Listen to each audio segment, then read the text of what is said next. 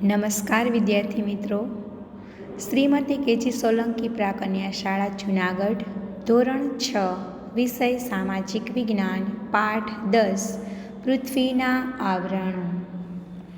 9મા પાઠમાં તમે પૃથ્વી વિશે ભણી ગયા કે એક સૂર્યનો એક પરિવાર છે અને એ પરિવારમાં પૃથ્વી ગ્રહ છે કે જેના ઉપર જે જીવસૃષ્ટિ છે એ નિર્માણ પામી છે. તો જ્યારે પૃથ્વીની રચના થઈ ત્યારે એના ઉપર જે આવરણો અસ્તિત્વમાં આવ્યા એ આપણે આ પાઠમાં ભણવાનું છે. તમે નવમા પાઠમાં ભણી ગયા કે પૃથ્વી છે સૌર પરિવારનો એક એવો ગ્રહ છે કે જેના ઉપર જનજીવન છે એ સરળ બન્યું છે, જે જીવસૃષ્ટિ છે એ નિર્માણ પામી છે. તો પૃથ્વી છે એ સૂર્યનો જે પરિવાર છે, સૌર પરિવાર, એનું એક સભ્ય છે, એનું જે કુટુંબ છે એનું એક સભ્ય છે. સૌર પરિવારમાં બધી સૃષ્ટિને, જે જીવસૃષ્ટિ રહેલી છે એને જીવવા માટે જરૂરી તાપમાન, હવા, પાણી જે એકમાત્ર પૃથ્વી ઉપર જ છે. બીજા એ કોઈ ગ્રહ ઉપર આવી જે અનુકૂળતા છે પૃથ્વી જેવી એ ક્યાંય છે નહીં. મંગળ ઉપર જનજીવન શક્ય બનાવવાના વૈજ્ઞાનિકો છે એ પ્રયાસ કરી રહ્યા છે, પણ હજી સુધી શક્ય બન્યું નથી.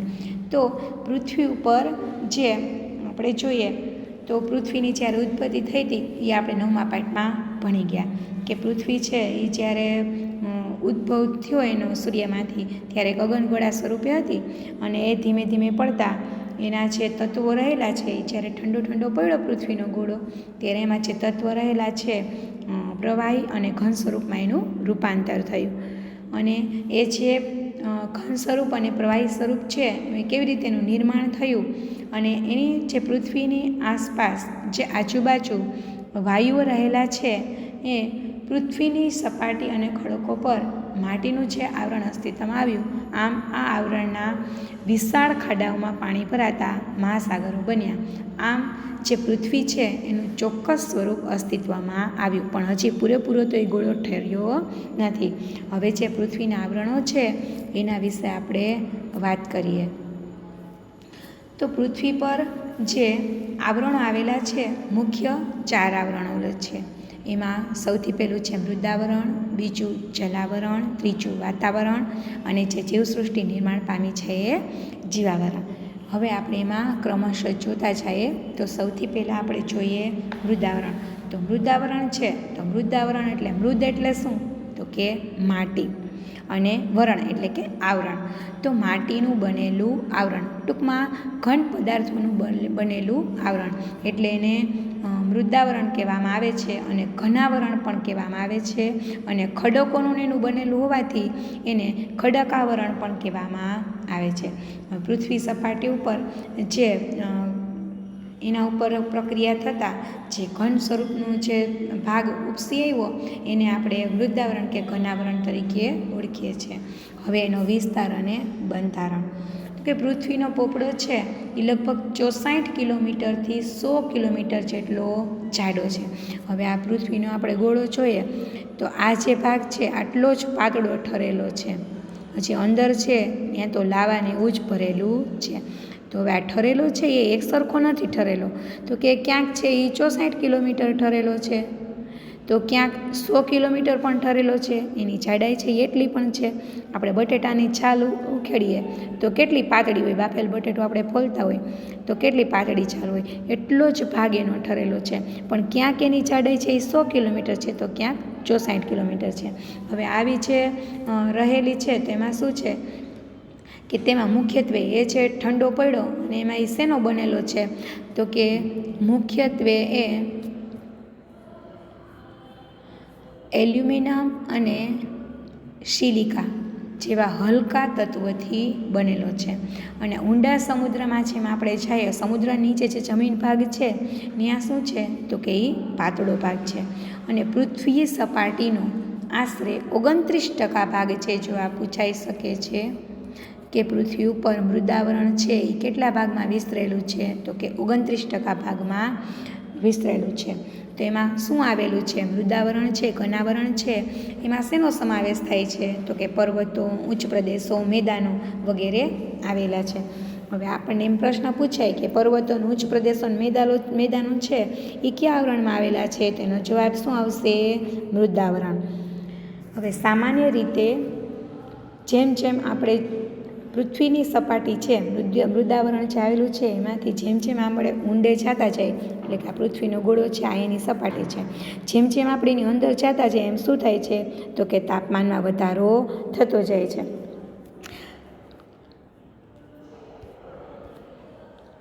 સામાન્ય રીતે દર 1 કિલોમીટરની ઊંડાઈએ જતાં આશરે 30 સેલ્સિયસ જેટલા તાપમાનમાં વધારો થાય છે. કે ભાઈ જો આ પૃથ્વીનો ગોળો છે એની અંદર તમે જતા જાઓ તો 1 કિલોમીટરની ઊંડાઈએ જાય એટલે જેમ જેમ અંદર જતા જાય એમ 30 સેલ્સિયસ છે એની ગરમી છે એમાં વધારો થતો જાય છે. અને આ ગરમી જેમ વધારે થાય એમ અંદરના ખડકો પણ પીગળી અને અર્ધપ્રવાહી સ્વરૂપ ફેલાઈ જાય છે. હવે અંદર છે એ કેવો ભાગ રહેલો છે? તો કે પ્રવાહી છે, હજી અગનગોળો જ છે, પૂરેપૂરો ઠરેલો છે નહીં, પૂર્ણ સ્વરૂપે આખું નથી ઠરેલું, ખાલી એટલું જ ઠરેલું છે. તો જેમ જેમ તમે એની ઊંડાઈ જતા જાઓ તેમ શું થાય છે? તો કે તાપમાનમાં વધારો થતો જાય છે, એટલે કે ગરમી થતી જાય છે. ગરમીમાં વધારો થતો જાય છે એટલે જે ભાગ આ ઠરતો જાય છે એ ગરમીને કારણે શું થાય છે? તો કે પીગળી જાય છે, પણ સંપૂર્ણપણે પાછું પ્રવાહી નથી થઈ જતું, પણ કેવું થાય છે? તો કે અર્ધપ્રવાહી થાય છે. તો એ અર્ધપ્રવાહી છે એ અર્ધપ્રવાહી સ્વરૂપમાં ફેરવાઈ જાય છે. હવે જે અર્ધપ્રવાહી સ્વરૂપમાં ફેરવાઈ જાય છે ને એને શું કહેવામાં આવે છે? તો કે આ જે અર્ધપ્રવાહી સ્વરૂપનું જે અર્ધપ્રવાહી સ્વરૂપ છે એને શું કહેવામાં આવે છે? તો કે મેગ્મા. એને મેગ્મા કહેવામાં આવે છે, અથવા તો એને ભૂરસ પણ કહેવામાં આવે છે. શું કહેવામાં આવે છે? ભૂરસ પણ કહેવામાં આવે છે. અહીં ખડકોનું દબાણ ખૂબ જ વધારે હોય છે. હવે આમાં શું થાય છે કે મેઘમા છે એમાં જેમાં કેટલાક વાયુઓની હાજરી હોય છે. એ મેઘમા રસ તો થાય છે પણ પૃથ્વીના ગોળાની અંદર પણ કેટલાક વાયુઓ હોય છે. અહીં ઉપરના ખડકોનું દબાણ ખૂબ જ વધારે હોય છે.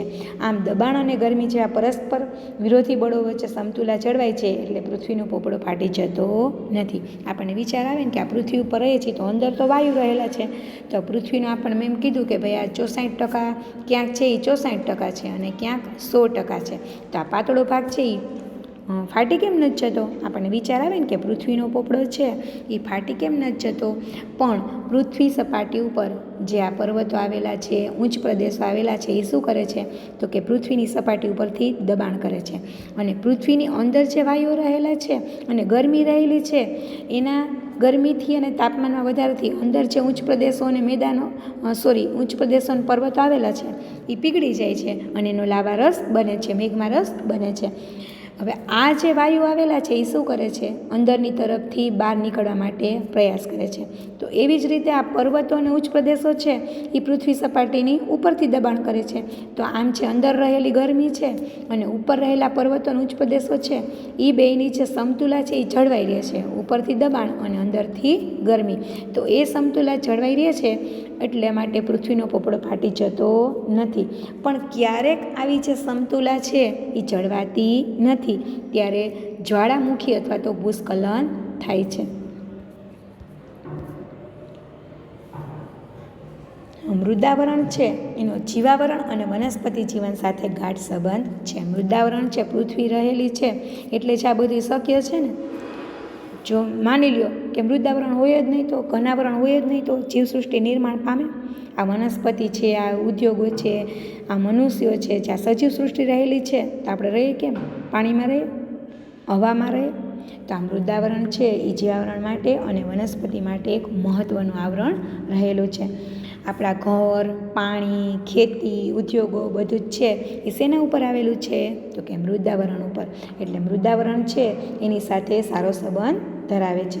પછી મૃદાવરણમાંથી બીજું આપણને શું મળે છે? તો કે થોડુંક જ ખોદકામ કરતાં ખનિજો અને ખનિજ તેલ પણ મળે છે. હવે ખનિજ તેલ એટલે શું? આપણે આગળ વાત કરી હતી તો કે પેટ્રોલ ને ડીઝલ ને કેરોસીન ને એ બધું હોય એને ખનિજ તેલ કહેવામાં આવે છે. બીજું આપણે શું કરીએ છીએ મૃદાવરણ ઉપર? તો કે ખેતી કરી અને વિવિધ પાકનું ઉત્પાદન મેળવીએ છીએ અને જેનાથી આપણું જીવન છે એ ચાલે છે, આપણે ખોરાક એમાંથી મળે છે. અને ખેતીમાંથી જે કાચો માલ છે, ઉદ્યોગો માટેનો કાચો માલ પણ આપણે મેળવીએ છીએ. મેદાન પ્રદેશ છે એમાં વિવિધ ધંધા, ઉદ્યોગ ધંધા અને બીજી આર્થિક પ્રવૃત્તિ પણ આપણે કરી શકીએ છીએ. પર્વત પ્રદેશોમાં આવેલા જંગલો પણ મૃદાવરણને આભારી છે. ટૂંકમાં એવું કહી શકાય કે આહારથી માંડી અને આવાસ સુધીનું જે આપણું અસ્તિત્વ છે એનો પાયો એટલે મૃદાવરણ. આપણે જે સજીવ સૃષ્ટિ નિર્માણ પામી છે એમાં મૃદાવરણ છે એ મહત્ત્વની ભૂમિકા ભજવે છે. હવે એના પછી આપણે જોઈએ જલાવરણ. તો જલાવરણ એટલે શું? તો કે પાણીનું આવરણ. પેલું કે માટીનું બનેલું છે એટલે આપણે એને મૃદાવરણ કહીએ છીએ. તો આમાં પાણી રહેલું છે એટલે આપણે એને જલાવરણ તરીકે ઓળખીશું. આપણે જોયું કે મૃદાવરણ છે એ 29% ભાગ રોકે છે. પૃથ્વીનો ગોળાનું આપણે પરીક્ષણ કરીએ તો 29% જેટલો ભાગ છે એ મૃદાવરણ રોકે છે. તો 31% ભાગ છે એ જલાવરણ રોકે છે. એટલે કે જલાવરણ છે એ વધારે ભાગ રોકે છે. આમ આપણે જોઈએ તો 3 ભાગમાં પાણી છે અને 1 જ ભાગમાં માટીનું બનેલું છે એટલે કે મૃદાવરણ છે. હવે આ 3 ભાગનું પાણી છે એ પાણી કેવું છે? તો કે ખારું છે. હવે જો પૃથ્વી સપાટી પર ભૂમિ પ્રદેશ કરતાં પાણીના વિસ્તારનું પ્રમાણ વધારે છે અને જે આ પાણીથી ઘેરાયેલો ભાગ છે એને જલાવરણ કહેવામાં આવે છે. જો આ પ્રશ્ન પૂછાઈ શકે. હવે આપણે જોઈએ કે પૃથ્વી સપાટીનો લગભગ 71% ભાગ, મેં તમને કીધું ને કે 71% ભાગ છે એ પાણી રોકે છે. એટલે કે જલાવરણ છે એ કેટલા વિસ્તારમાં પથરાયેલું છે? તો કે 71%. એવો પ્રશ્ન આપણને પૂછાય તો, અથવા તો એમ કે જલાવરણ છે એ કેટલા ટકા પાણી ધરાવે છે? તો કે 71%. હવે આ વિસ્તાર છે એટલો વિશાળ છે કે એમાં ભૂમિખંડો પણ ટાપુ જેવા લાગે છે. કે પૃથ્વીના ગોળા ઉપર આપણે જોઈએ તો જલાવરણ છે એનો વિસ્તાર એટલો છે કે જે આ ભૂમિ સ્વરૂપો છે, જેમ કે ભૂમિ સ્વરૂપોની આપણે વાત કરીએ તો એમાં 7 ખંડો આવેલા છે અને જલાવરણની આપણે વાત કરીએ તો એમાં 4 મોટા મહાસાગરો આવેલા છે. તો 7 ખંડો છે, પાણીનું પ્રમાણ એટલું વધારે છે કે આ જમીનના જે ભાગ છે એ ટાપુ જેવા લાગે છે. ટાપુ એટલે શું ખબર છે ને? જે વિસ્તારની ચારે બાજુ પાણી આવેલું હોય અને વચ્ચે જમીન ભાગ હોય તેને ટાપુ અથવા તો બેટ અથવા તો દ્વીપ કહેવામાં આવે છે. તો પાણીનો વિસ્તાર વધારે છે એટલે શું લાગે છે? તો કે બધા જે જમીનના ભાગો છે એ ટાપુ જેવા લાગે છે. આમ પૃથ્વી ઉપર જે વિશાળ જળરાશિ ધરાવે છે એ ભાગોને મહાસાગરો કહેવામાં આવે છે. એવા 4 મહાસાગરો આવેલા છે. એમાં સૌથી મોટો પેસેફિક છે, પછી એટલાન્ટિક, આર્કટિક અને હિન્દ મહાસાગર. તેમાં સૌથી ઊંડો અને સૌથી મોટો પેસેફિક મહાસાગર છે. તો એ મહાસાગરો છે અને આ મહાસાગરો પણ ખૂબ જ વિશાળ અને ઊંડા છે અને એકબીજા સાથે જોડાયેલા છે. અને તેના તળિયે, મહાસાગરના તળિયે 10થી 11 કિલોમીટર જેટલી ઊંડી ખાઈઓ આવેલી છે. જો આ પ્રશ્નમાં પૂછાઈ શકે. મહાસાગરના તળિયે પણ પૃથ્વી સપાટી જેવા ભૂમિ સ્વરૂપો છે. નીચે જમીન તો હોય ને, પાણી એમને થોડુંક ભરાઈ જાય.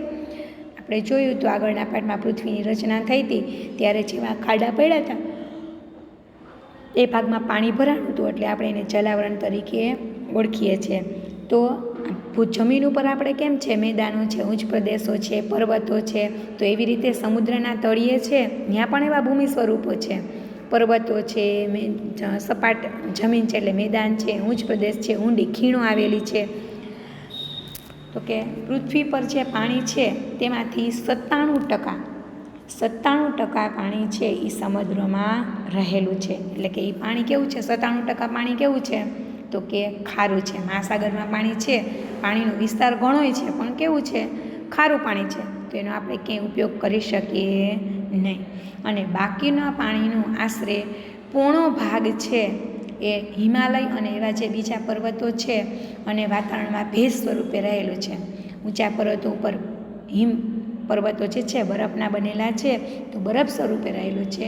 તો આમ માત્ર 1% પાણી છે, 2% જેટલું છે, 97% છે એ ક્યાં છે? તો કે મહાસાગરમાં છે. અને 2% છે એ કેટલું ક્યાં રહેલું છે? તો કે હિમ પ્રદેશોમાં. એમાં લગભગ 99% બરફ છે એન્ટાર્કટિકા ખંડમાં રહેલો છે અને બીજું હિમાલય અને જે ઊંચા પ્રદેશો છે એમાં બરફ સ્વરૂપે રહેલું છે અને ભેજ સ્વરૂપે વાતાવરણમાં રહેલું છે. તો તો માત્ર 1% પાણી છે પૃથ્વી ઉપર એ નદીઓ, સરોવરો અને ઝરણા સ્વરૂપે પીવાલાયક રહેલું છે. પૃથ્વી ઉપર જે જીવસૃષ્ટિ છે અને વનસ્પતિ રહેલી છે એને પાણી વગર ચાલે નહીં. આપણે સવારમાં ઉઠીએ એટલે આપણી પહેલી શરૂઆત કેનાથી થાય? તો કે પાણીથી. પહેલી જરૂરિયાત, માનવીની પ્રથમ જરૂરિયાત શું છે? તો કે પાણી. પાણી ખોરાક સાથે મળે કે હવામાંથી ભેજ સ્વરૂપે મળે છે. આપણે પાણી છે એ પીવાના ઉપયોગમાં લઈએ છીએ, ખોરાક પકાવવામાં લઈએ છીએ અને હવામાં પણ ભેજ સ્વરૂપે પાણી રહેલું છે. આમ જે જલાવરણ છે એ અસ્તિત્વ એટલે કે સજીવ સૃષ્ટિનું અસ્તિત્વ ટકાવવા માટેનું મહત્ત્વનું એને તત્વ ગણવામાં આવે છે. પૃથ્વી ઉપર જે વરસાદ આવે છે એ મોટા ભાગનો ભેજ છે એ સમુદ્રમાંથી આવે છે. હમણાં આપણે વાત કરી કે 97% પાણી છે એ સમુદ્રમાં રહેલું છે, પણ આપણે એ ઉદ્યોગ ધંધામાં કે ખેતી કરવામાં કે પીવામાં આપણે એનો ઉપયોગ કરી શકતા નથી. પણ એનું શું થાય છે?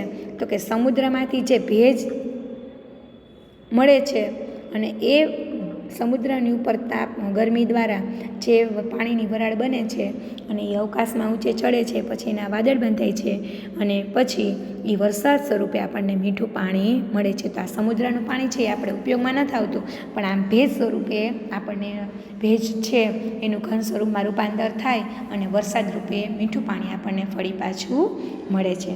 હવે સમુદ્રના તળિયે ખનિજોનો મોટો જથ્થો આવેલો છે કે એનાથી આપણને ખનિજ વધારે પ્રમાણમાં મળે છે. આ ઉપરાંત આપણે સમુદ્ર શું ઉપયોગમાં આવે છે? તો કે પાણીમાંથી મીઠું પકવવામાં આવે છે. ખબર છે ને, આપણે કચ્છ જતા હોય તો ત્યાં રસ્તામાં આપણે જોઈએ કે મીઠાના અગર આવેલા છે. તેવા ગુજરાતમાં ઘણી જગ્યાએ મીઠું પકવવામાં આવે છે અને મીઠું છે એ આપણું જીવન જરૂરિયાતનું મહત્ત્વનું વસ્તુ છે. મીઠા વગર ચાલે નહીં.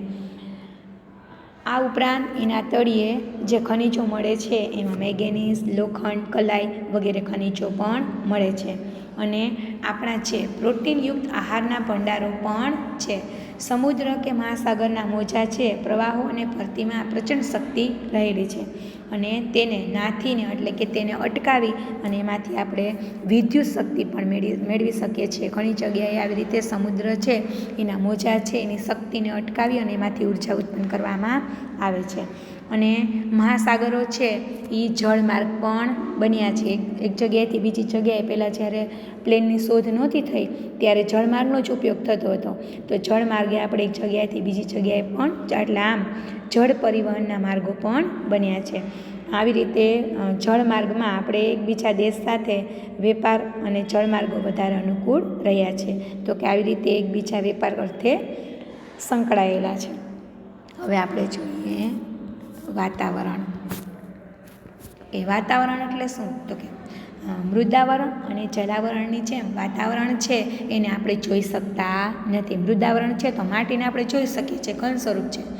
જલાવરણ છે તો પાણીને આપણે જોઈ શકીએ છીએ, પણ વાતાવરણ છે એને આપણે નરી આંખે જોઈ શકતા નથી. તો કે વાતાવરણ એટલે શું? તો કે પૃથ્વીની આસપાસ જે ચારે બાજુ વીંટળાયેલું વાયુઓનું આવરણ બનેલું છે તેને વાતાવરણ કહેવામાં આવે છે. અને એ લગભગ પૃથ્વી સપાટીથી લગભગ 800થી 1000 કિલોમીટરની ઊંચાઈ સુધી જે વાયુનું આવરણ આવેલું છે એને આપણે વાતાવરણ તરીકે ઓળખીએ છીએ. તો તેને આપણે નરી આંખે જોઈ શકતા નથી, પણ આપણે એને અનુભવાય છે. કેવી રીતે? તો કે આપણે ઊભા હોય ને હવા આવે તો હવાને જોઈ ન શકાતી, પણ ઝાડના પાન હલતા હોય, આપણા કપડાં ઉડતા હોય તો એના ઉપરથી આપણને ખબર પડે કે હવા આવેલી છે. તો એ વાતાવરણ છે ને આપણે મહેસૂસ કરી શકીએ છીએ, પણ એને નરી આંખે જોઈ શકતા નથી. તો વાતાવરણમાં શું આવેલું છે? કેમ આપણે જોયું કે જલાવરણમાં મહાસાગરો આવેલા છે, તો એવી રીતે આપણે મૃદાવરણમાં જોયું કે એમાં પર્વતોનું ઉચ્ચ પ્રદેશો અને મેદાનો આવેલા છે. તો એવી રીતે વાતાવરણમાં શું આવેલું છે? તો કે વિવિધ વાયુ એટલે કે જુદા જુદા વાયુ આવેલા છે. પાણીની વરાળ, ધૂળના રજકણો, ઉલ્કાકણો, ક્ષારકણો અને સૂક્ષ્મ જીવજંતુઓ વાતાવરણમાં ભળેલા હોય છે. વાતાવરણ છે એને કોઈ રંગ નથી, કોઈ ગંધ નથી અને કોઈ સ્વાદ નથી અને પારદર્શક છે, એટલે કે એની આરપાર જોઈ શકાય છે. વાતાવરણ છે એમાં વાયુ, પ્રવાહી અને ઘન તત્વોનો સમાવેશ થાય છે. જો આ ટૂંકા પ્રશ્ન વિકલ્પ ખાલી જગ્યામાં પૂછાઈ શકે. અને તેમાં આવેલા વિવિધ વાયુઓ છે જેવા કે nitrogen, oxygen, argon, carbon dioxide, ozone વગેરેના મુખ્ય વાયુઓ છે. અને પૃથ્વી સપાટીથી નજીકનું જે વાતાવરણ છે, એટલે પૃથ્વીની સપાટીથી જે નજીકમાં આવેલું હોય એ કેવું હોય છે તો કે ઘટ હોય છે. જ્યારે પૃથ્વી સપાટીથી જેમ જેમ આપણે ઊંચા જતા જાય તેમ કેમ થાય છે કે વાતાવરણ છે એ હવા છે એ પાતળી બનતી જાય છે, એટલે આપણને શ્વાસ લેવામાં તકલીફ પડે છે. હવે આમાં જુઓ વિવિધ જે વાયુ આવેલા છે એનું પ્રમાણ આપણને આપેલું છે. તો નાઇટ્રોજન છે એ કેટલા ટકા છે તો કે 78.03% આવેલું છે. આમ યાદ રાખવા માટે આપણે એને 78% જ યાદ રાખીએ છીએ. ઓક્સિજન છે તો એનું પ્રમાણ કેટલું છે તો કે 20.99, પણ એ 21 સમથિંગ કહેવાય એટલે એને આપણે 21% યાદ રાખીએ છીએ, પણ પ્રશ્નમાં પૂછાય ત્યારે આપણે આ જ પ્રમાણ લખવાનું છે. ઓર્ગન છે તો એનું પ્રમાણ કેટલું છે તો કે 0.94%. કાર્બન ડાયોક્સાઇડ છે એનું પ્રમાણ કેટલું છે તો કે 0.03%. અને બીજા અન્ય વાયુઓ છે એ કેટલું છે એનું પ્રમાણ તો કે 0.01%. તો આ થયું વાતાવરણમાં વાયુઓનું પ્રમાણ, કે વિવિધ વાયુનું પ્રમાણ છે એ કેટલું રહેલું છે. હવે આપણે જોઈએ તો એમાં નાઇટ્રોજનનું પ્રમાણ સૌથી વધારે છે. હવે પૃથ્વી સપાટી છે એની ઉપરથી જેમ જેમ આપણે ઊંચા જતા જઈએ તેમ આ બધા વાયુઓનું પ્રમાણ છે એ ઘટતું જાય છે, એટલે કે ઓછું થતું જાય છે.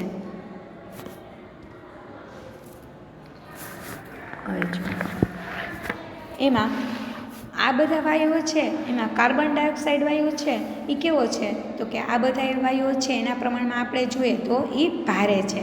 હવે જુઓ કે જે વજનવાળી વસ્તુ છે એ હંમેશા નીચે જ હોય છે, તો કાર્બન ડાયોક્સાઇડ વાયુ છે એ વજનવાળો હોવાથી, ભારે હોવાથી પૃથ્વી સપાટીના નીચેના ભાગમાં જોવા મળે છે.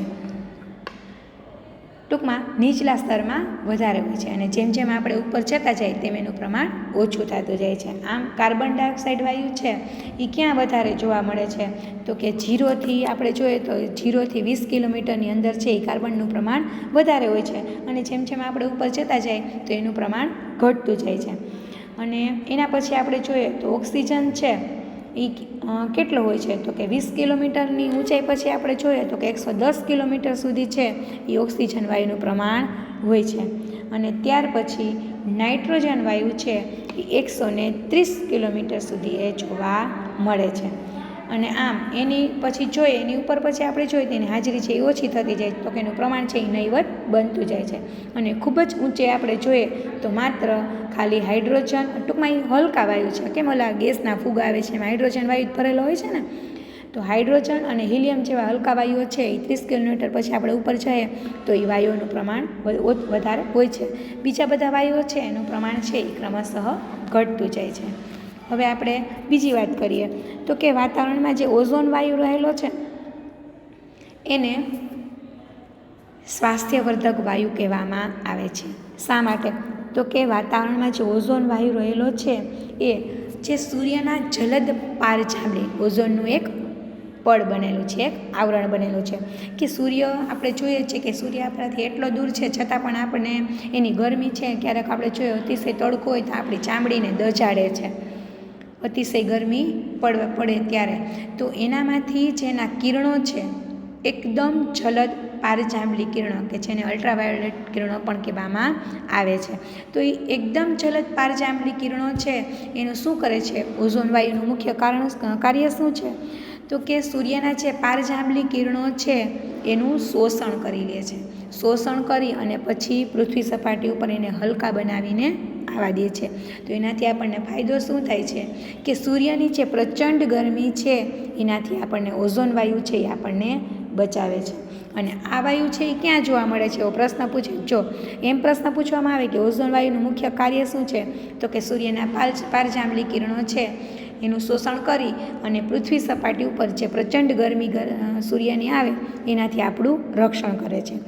અને એમ પૂછવામાં આવે કે ક્યાં રહેલો છે પૃથ્વી સપાટી ઉપર તો કે વહેલી સવારે જાઓ તો ખુલ્લા મેદાનમાં અને સમુદ્ર કિનારે હવામાં વધારે જોવા મળે છે. આમ ઓઝોન વાયુ છે એ સ્વાસ્થ્યવર્ધક હોવાથી લોકો આવા સ્થળે વહેલી સવારમાં ચાલવા માટે જાય છે. હવે વાતાવરણમાં જે વિવિધ રજકણો રહેલા છે એને કારણે સૂર્યપ્રકાશ રેલાતો જોવા મળે છે. એનાથી જ એકાએક અંધારું કે અંજવાળું થઈ જતું નથી. આપણે સવારમાં જોઈએ તો પહેલાં સૂર્યોદય થાય છે, સૂર્ય ઉગે છે તો અચાનક અજવાળું નથી થઈ જતું. એવી જ રીતે સૂર્યાસ્ત થાય છે ત્યારે અચાનક અંધારું થઈ જતું નથી. તો આવું શા માટે બને છે?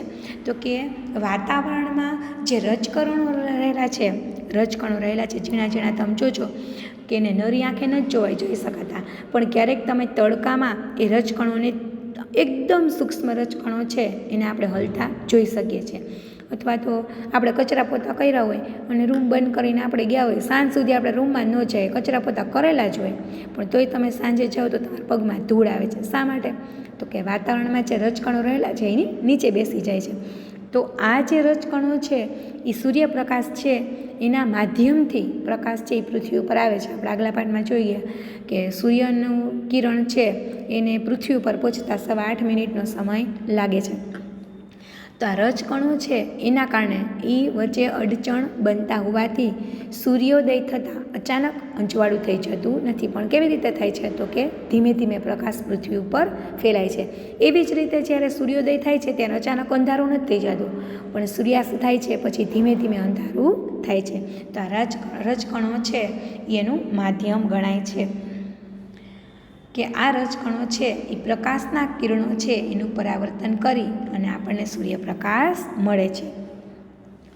વાતાવરણ છે એના માધ્યમથી અવાજ સાંભળી શકાય છે. તમે ક્યારેક જોજો કે મોટા હોલમાં કેમ ગયા હોય ત્યારે આપણા અવાજના પડઘા પડે છે.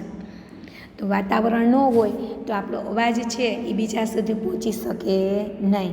તો વાતાવરણ છે એના માધ્યમથી જ આપણો અવાજ છે એ બીજા સુધી પહોંચી શકે છે. અને અવાજ અને જે આ પ્રકાશના મોજા છે, દરિયાના કેમ મોજા હોય ને તરંગો હોય, એવી જ રીતે અવાજ અને પ્રકાશના પણ તરંગો હોય છે, મોજા હોય છે. આપણે ઘણી વખત કહેતા હોય કે નેટવર્ક પ્રોબ્લેમ છે, તો આ વાતાવરણ ખરાબ હોય ત્યારે એ પ્રોબ્લેમ આપણને જોવા મળે છે. તો આમ અવાજ અને પ્રકાશના મોજા છે એ વાતાવરણમાં પરાવર્તન પામી અને પૃથ્વી સપાટી પર પાછા ફરે છે. એના કારણે જ આપણે રેડિયો અને જે દૂરદર્શનના કાર્યો છે ને અત્યારે જે નેટવર્ક છે એ શક્ય બને છે.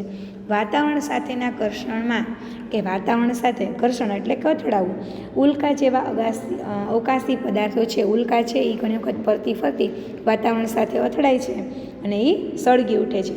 અને આપણને શું થાય છે કે તારો ખર્યો, પણ ખરેખર તારો ખરતો હોતો નથી. પણ આવા અવકાશી પદાર્થો હોય છે એ વાતાવરણ સાથે અથડાય છે એટલે આપણને એ લીસોટો જોવા મળે છે, પ્રકાશ જોવા મળે છે, કેમ કે એ સળગી ઉઠે છે.